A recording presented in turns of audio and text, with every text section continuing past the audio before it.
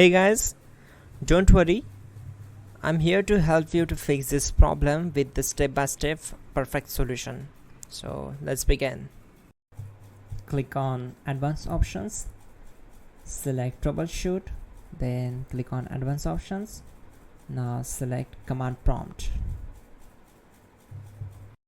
Now execute this command carefully. Type chkdsk/f/r and hit enter to execute this command. Now type C and hit enter.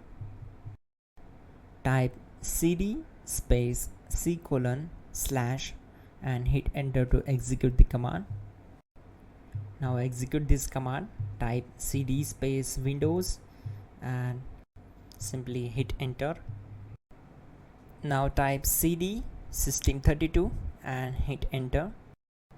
Type in cd space config and simply hit enter to execute the command. Now execute this command carefully. Type in md space backup and simply hit enter to execute it. Now execute this command. Type copy space *** space backup and simply hit enter. Now type md backup1 and hit enter. Now type copy space ** space backup1 and hit enter. Type in cd space regback and hit enter to execute the command. Now type dir and hit enter. Now type copy space ** space ... and hit enter. Then type all and hit enter. Now type bootrec space /fixmbr and simply hit enter. Now type in bootrec space /fixboot and simply hit enter to execute the command. Now execute this command. cd space C /.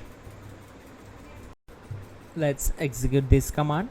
Type cd space Windows /system32 /config /regback. Then simply we need to hit enter to execute this command.